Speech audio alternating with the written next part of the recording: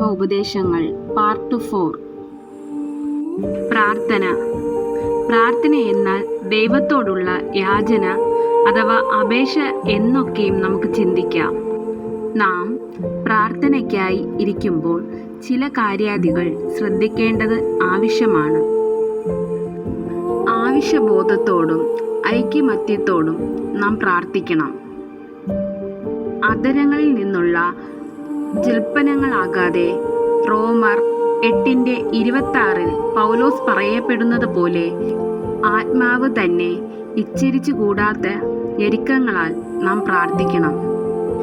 ഹൃദയനുറുക്കത്തോടെ നാം പ്രാർത്ഥനയ്ക്കായി പിതാവിൻ്റെ മുൻപിൽ മുട്ടുകുത്തുമെങ്കിൽ കർത്താവ് നമ്മുടെ അടുക്കൽ സ്വർഗം ചായ്ച്ച് ഇറങ്ങി വന്ന് നമ്മെ വിടുവിക്കും.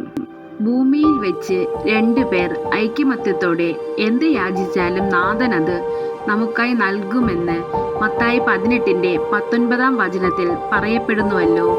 പരീശൻ്റെയും ചുങ്കക്കാരൻ്റെയും പ്രാർത്ഥന നാം പഠിച്ചിട്ടുണ്ടല്ലോ. പരസ്യമായി സ്വയം പുകഴ്ത്തിയുള്ള പ്രാർത്ഥന ദൈവം തുച്ഛീകരിക്കുന്നു. എന്നാൽ തൻ്റെ കുറവ് ഏൽപ്പിച്ച് താഴ്ത്തുന്നവൻ്റെ പ്രാർത്ഥന കേട്ട് അവനെ ദൈവം മാനിക്കുവാൻ ഇടയാകുന്നു. രഹസ്യത്തിൽ കാണുന്ന പിതാവിനോട് നാം എന്ത് യാചിച്ചാലും അവനത് നന്മയ്ക്കായി നമുക്ക് നൽകപ്പെടുന്നു. അതുപോലെ തന്നെ നാം മടുത്തുപോകാതെ ദൈവസന്നിധിയിൽ പ്രാർത്ഥിക്കുന്നവരായിരിക്കണം. മടുത്തുപോകാതെ എപ്പോഴും പ്രാർത്ഥിക്കേണ്ടതിന് യേശു തന്നെ ശിഷ്യന്മാർക്ക് ഉപമകൾ പറഞ്ഞു കൊടുത്തിരിക്കുന്നതായി കാണപ്പെടുന്നു. ഏത് വിഷയത്തിൻ്റെ മുൻപിലായാലും ദൈവത്തോടുകൂടെ നാം പ്രാർത്ഥിച്ചാൽ പത്രോസിനെ കാരാഗൃഹത്തിൽ നിന്നും വിടുവിച്ച ദൈവം നമ്മുടെ പ്രാർത്ഥനയ്ക്കും മറുപടി നൽകും. ഏത് അന്ധകാരത്തിൻ്റെ ഉള്ളറകളിൽ നാം അടയ്ക്കപ്പെട്ടാലും ശ്രദ്ധയോടുകൂടിയ പ്രാർത്ഥന എപ്പോഴും വെളിച്ചമായി പ്രകാശിക്കുന്നു.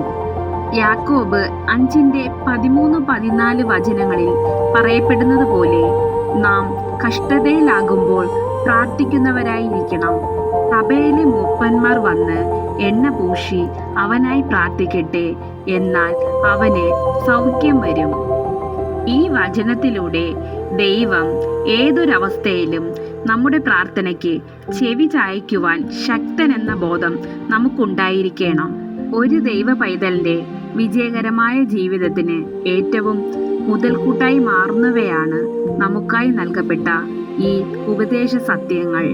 പിതാവായ ദൈവത്തിൻ്റെ ഹിതപ്രകാരം പുത്രനായ ക്രിസ്തുവിലൂടെ അപ്പോസ്തലന്മാർ മുഖാന്തരം പുതിയ നിയമസഭയ്ക്കായി എഴുതപ്പെട്ട കൽപ്പനകളാണിവ. പ്രാണനാഥനായ ഏകസത്യ ദൈവത്തെ സമ്പൂർണമായി വിശ്വസിക്കുന്ന ദൈവമക്കൾ ഈ ഉപദേശ സത്യങ്ങളിൽ ജീവിക്കേണ്ടവരാണ്. നിയമലംഘനത്തിലൂടെ ശിക്ഷ പ്രാപ്തമാകുന്നത് പോലെ കൽപ്പന പുറകിലെറിഞ്ഞു കളഞ്ഞാൽ നാം ദൈവകോപത്തിന് ഹേതുവായി തീരുന്നു.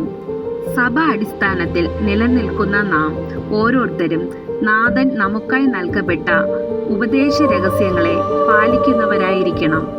അക്ഷരാർത്ഥത്തിൽ മാത്രമല്ല, ആത്മീയതയിലൂടെയും ദൈവിക കൽപ്പനകൾക്ക് കീഴ്പ്പെടുന്നവരായി നാം ജീവിച്ചെന്നാൽ മാത്രമേ നാം പ്രിയം വെച്ച കർത്താവിൻ്റെ സന്നിധിയിൽ ചേർക്കപ്പെടുകയുള്ളൂ. ആയതിനാൽ ജീവിതത്തിൽ അനുവർത്തിക്കേണ്ടതായ ദൈവിക ഉപദേശങ്ങളെ സ്വീകരിച്ച് അതിൽ പ്രകാരം ജീവിതപാത മുന്നോട്ട് നയിക്കുവാൻ പ്രാണനാഥൻ നമുക്കോരോരുത്തർക്കും കൃപ നൽകട്ടെ. പുതിയ നിയമ ഉപദേശങ്ങൾ ഇവിടെ അവസാനിക്കുന്നു. ഇതുവരെയുള്ള എല്ലാ പാർട്ടുകളും കണ്ട ദൈവമക്കൾക്ക് നന്ദി. ദൈവത്തിന് മഹത്വം.